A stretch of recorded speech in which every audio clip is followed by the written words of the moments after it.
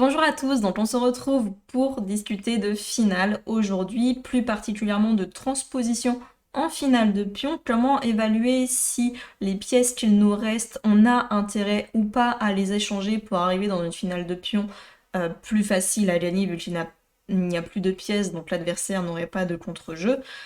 Qu'est-ce qu'il faut analyser dans une finale de pion pour voir si elle est à notre avantage ou pas. On va parler en particulier de la notion du pion passé éloigné, on va voir ce que c'est, de l'avantage que ça peut apporter.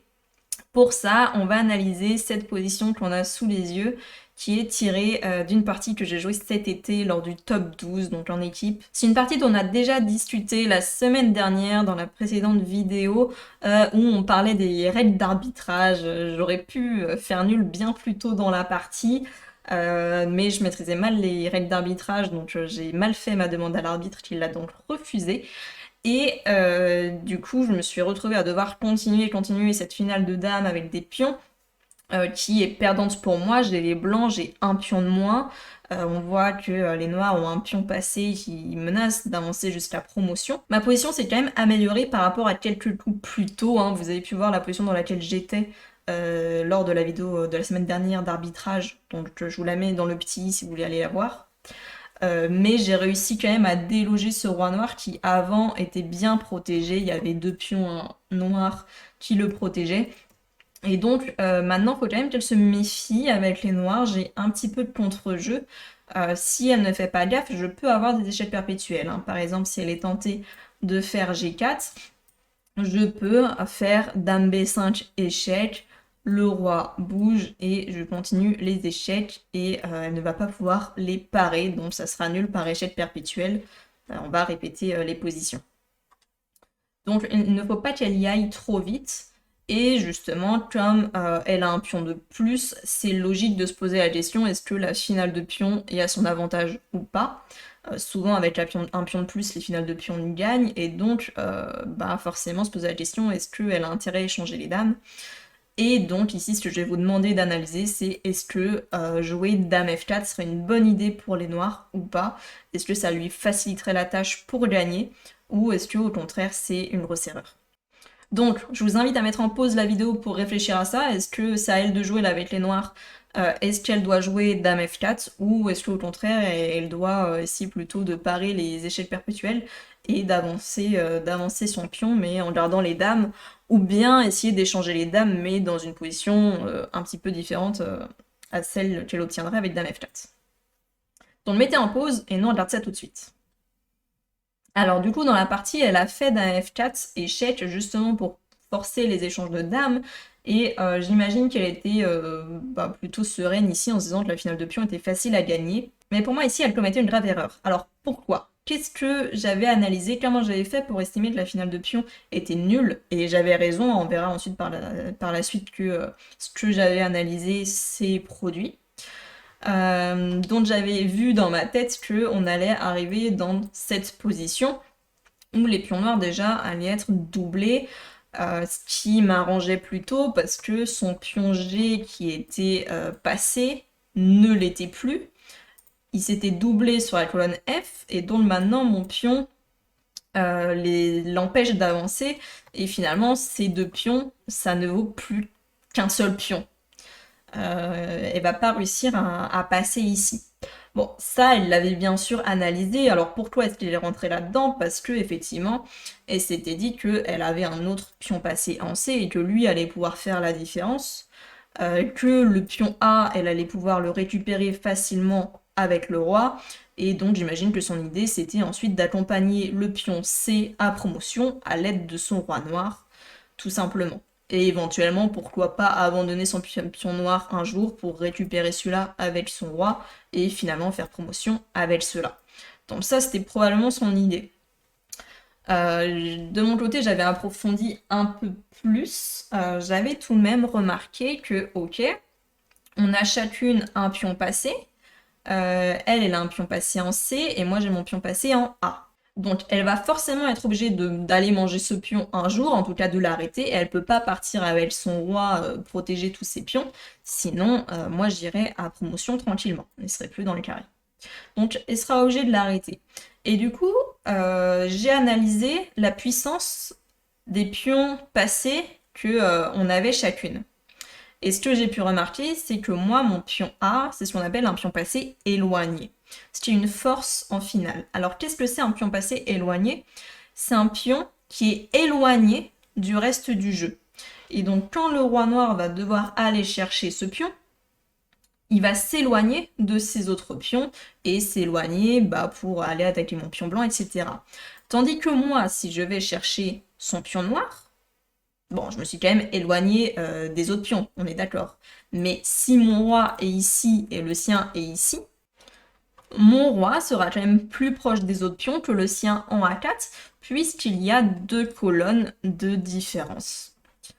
Et donc du coup, quand j'ai déjà commencé à analyser ça de la finale de pions dans les coups précédents, hein, c'était avant, quand il y avait encore les dames, j'avais commencé, je voyais bien que tu voulais aller en F4 pour réussir à échanger les dames un jour. J'avais du coup effectivement analysé que c'était pas si clair pour elle pour la finale de pions. Et qu'il fallait approfondir que peut-être c'était une finale de pions qui faisait nul. Et donc mon idée c'était tout simplement de me dire ok, moi mon roi je vais aller l'approcher du pion C. Je m'en fiche, j'ai pas besoin d'aller manger les pions F parce que les pions F ne sont pas une menace, ils ne menaceront jamais d'avancer. Mon pion à lui tout seul les arrête tous les deux.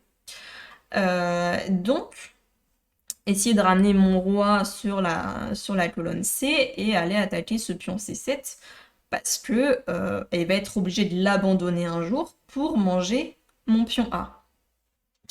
Et donc dans la partie qu'on est arrivé dans cette position, ici j'ai joué roi D3. Roi D3 pour continuer ensuite à aller en C4 et également avoir l'option éventuellement d'aller en E4 et attaquer son pion. Donc elle justement, elle a fait F5 pour m'empêcher d'aller en E4. Mais en réalité, c'était pas une menace que j'aille en E4, hein, donc c'était pas forcément nécessaire. Elle aurait pu ici faire directement roi B6, ce qui aurait été sans doute le mieux à faire, parce que si je me trompe un petit peu avec les blancs, si on n'est pas vigilant, effectivement, on peut être tenté d'aller en E4 pour aller manger les pions, mais là, dans ce cas-là, je vais perdre très rapidement avec les blancs, elle va aller en A5, je mange par exemple F4, et maintenant, elle peut tout simplement pousser son pion C qui va pouvoir aller à promotion. Si je ramène mon roi pour essayer d'aller le récupérer, son roi noir va juste manger le pion A et aller protéger son pion noir pour faire le chemin du pion et l'accompagner. Donc je ne pouvais pas manger ce pion F dans tous les cas. Donc si elle avait fait roi B6, j'aurais fait roi C4 de toute manière. Et donc ce que j'avais calculé, c'est qu'elle ferait roi A5 pour aller chercher le pion. Là, il fallait pas que je me trompe, il fallait que je garde le pion. Il ne faut pas que j'aille chercher le pion C tout de suite, parce que elle mange mon pion bien plus tôt que moi le sien. Et donc son roi, on peut voir, hop, quand je mange son pion, son roi a eu le temps de revenir dans le jeu, et là arrive bien avant mon roi blanc. Donc là, j'ai pas pu profiter du fait que mon pion passé était un pion passé éloigné, parce que ça m'a pris trop de temps d'aller manger son pion C. Donc il faut pas que je l'abandonne n'importe comment, mon pion A, en échange du pion C. Donc ce que j'avais prévu, c'est que si elle venait en A5, je faisais roi B3, et je protège mon pion A. Et en même temps, je contrôle aussi la case C4, enfin je vais contrôler ce pion s'il avance. Si elle essaye d'attendre pour perdre un petit coup, éventuellement essayer de me mettre en Zulzang. Le Zulzang, c'est qu'on essaye de forcer un joueur à jouer un mauvais coup, puisqu'on ne peut pas passer notre tour aux échecs, on va essayer de le forcer à faire un mauvais coup. Et elle aurait pu essayer d'attendre dans un coup comme F5. Mais ça n'aurait pas fonctionné parce que j'ai toujours des coups d'attente de mon côté, je peux juste faire roi A3 et patienter tout en protégeant mon pion. Donc après, elle peut essayer d'avancer son pion, soit en C6, soit en C5, peu importe, mais mon roi a le temps tout de suite de revenir et de la bloquer. Et maintenant, si elle pousse le pion et que là, par exemple, on échange, on pourrait croire que la finale, je la gagne avec les blancs. Je suis pas loin de la gagner, mais ici, il me manque un temps. Ça fera quand même match nul si on arrive là-dedans. Parce que, par exemple, je vais faire roi D5. Elle se rapproche pour aller chercher mon pion. Roi E5. Elle se rapproche. On voit que du coup, si je remange F5, elle va avoir le temps d'attaquer mon pion que je peux pas protéger. On va se retrouver chacune avec un roi, donc match nul. Si j'essaye d'être un peu plus futée en me disant je prends F4, comme ça, quand elle attaque le pion, je fais E3, et ensuite j'essaye de récupérer ce pion et de garder le mien, le problème c'est qu'elle va rester en contact de mon pion, Et bah, si je veux continuer à avancer, je dois prendre F5, mais du coup elle mange le mien, je peux pas être en protection du pion en même temps. Donc ça faisait nul dans ces cas-là, mais c'était vraiment un temps près. Ça peut même basculer et moi qui gagne. Donc c'était dangereux, et ça c'est grâce au pion passé éloigné, mon roi est plus proche que le sien. Donc ça aurait pu donner des choses comme ça. Si au lieu de faire C5, elle va plus lentement avec C6 ici, tout simplement pareil, on ramène le roi tout en protégeant le pion A4, et pour progresser, bah, elle n'a pas grand chose d'autre que de continuer à avancer son pion. Et là, du coup, je peux tout de suite aller de nouveau chercher son pion, et prend A4, je prends ce pion, et peut arriver en B3, mais on voit que mon roi est quand même une colonne plus proche que le sien, et donc j'ai le temps d'aller chercher les pions noirs sans qu'elle ne les protège. Voilà, et donc ça aurait fait nul. Donc ça aurait pu se dérouler comme ça, alors c'est plus ou moins ce qui s'est passé dans la partie, je reviens.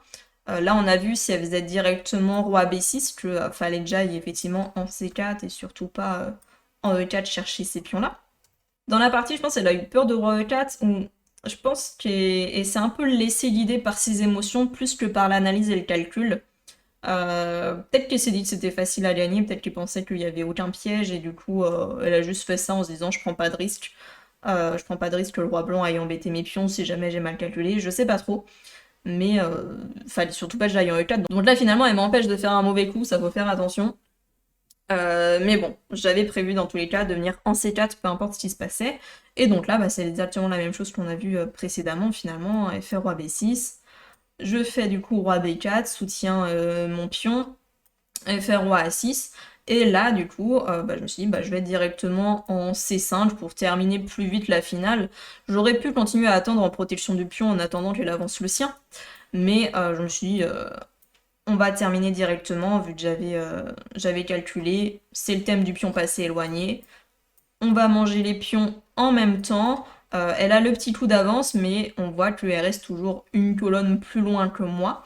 Et j'avais vu que 1, 2 coups, j'attaquais déjà ces deux pions. Comme elle, en 1, 2 coups, elle attaquait les miens, sauf que là c'est à moi de jouer en plus avec les blancs, donc j'ai un petit temps d'avance. Et du coup, ça se déroule comme ça, roi C3, j'attaque, roi D2, et du coup, je prends en F4. J'aurais pu prendre également en F5, hein, même si elle protège son pion, c'est comme dans la position de tout à l'heure, hein, enfin, si elle vient prendre celui-là, je pourrais prendre celui-là, donc elle aurait pas pu progresser non plus. Mais je me suis dit, c'est d'autant plus simple de prendre ici, je peux menacer d'aller protéger le mien, je menace de prendre le sien, donc elle a juste aucune possibilité, sauf prendre mon pion, donc ça terminait sans se poser de questions la partie. Et donc c'est comme ça que j'ai réussi à faire match nul, après la finale de dames très compliquée, comme on avait pu en parler dans la vidéo d'arbitrage de la semaine dernière. Donc voilà, retenir cette notion du pion passé éloigné qui est très importante en finale. Il faut donc penser à comparer les pions passés, quand chacun a un pion passé dans son camp. Je vais revenir dans la position initiale, voilà. Quand chacun a un pion passé dans son camp, il faut toujours se demander si ils sont échangés. En gros, s'il y a l'un des rois qui vient manger le pion blanc et l'autre roi qui vient manger le pion noir. Dans ce cas-là, quel est le roi le mieux placé? Et bah là, on réalisait finalement rapidement que le roi blanc était plus proche que le roi noir. Et donc, c'est comme ça que j'arrive à faire nul dans cette finale, alors que j'ai un pion de moins. Mais on voit aussi que le fait qu'elle ait doublé ses pions, bah du coup, ça fait qu'elle ne joue pas réellement avec un pion de plus. Elle n'a plus de pion passé, et mon pion E2 bloque les deux en même temps. Donc voilà, donc maintenant je vous invite à travailler ce thème du pion passé avec des exercices sur internet, dans des livres, vous pouvez trouver plein de contenus sur ce thème. C'est vraiment un thème essentiel en finale. Du coup, réfléchissez quand vous êtes en partie aux transpositions en finale de pion, quand vous avez un pion de plus, mais n'y allez pas trop vite. Réfléchissez aux échanges et analysez bien la finale de pion dans laquelle vous arrivez. Et quand justement il y a des pions passés comme ça, se poser la question, est-ce qu'il n'y a pas un pion passé qui est plus éloigné que les autres? Et du coup, quel roi sera le plus proche de l'action une fois qu'il y aura eu l'échange? Du coup, sur ce, moi je vous donne rendez-vous dès demain si vous regardez cette vidéo dès sa sortie, mais en gros je vous donne rendez-vous à partir de jeudi 26 août jusqu'au dimanche 29 août pour les commentaires du top 12 féminin en live. Je serai sur ma chaîne Twitch Échecs et Amateurs aux commentaires donc, du top 12 féminin, donc qui est le tournoi par équipe. Je serai accompagnée de forts joueurs bretons pour commenter ce tournoi, parce que clairement moi à mon niveau ça va être compliqué, hein, le niveau est très élevé dans les équipes. Mais donc je serai accompagnée de forts joueurs, des maîtres feed, maîtres internationaux. Donc voilà, donc n'hésitez pas à venir, vous pourrez poser toutes vos questions aux forts joueurs, discuter avec moi également si vous avez des questions. Je vous mets le lien en barre d'infos de la chaîne Twitch et je vous mets également le lien du tournoi. Comme ça, vous pouvez avoir toutes les infos du top 12, à quelle heure seront les lives, etc. en fonction des différentes rondes. Hein. Il y aura 5 rondes, donc de jeudi à dimanche. Et puis justement, si vous ne voulez louper aucun autre événement, aucun live ou autre, et également avoir des exercices complémentaires aux vidéos que je sors sur YouTube, et par exemple travailler ce thème des pions passés éloignés, bah, je vous invite à rejoindre les mails pédagogiques. C'est un mail que j'envoie chaque semaine avec des conseils d'entraînement, des exercices ou des vidéos pour approfondir un sujet. Et du coup également tous les plannings des lives et des activités, des tournois qu'on organise, etc. Donc je vous mets le lien pour s'inscrire au mail pédagogique en barre d'infos également et en commentaire. Et moi du coup je vous dis à la semaine prochaine pour la prochaine vidéo YouTube. Et sinon à demain ou dans les jours qui viennent pour ceux qui viendront écouter les commentaires du top 12 féminin.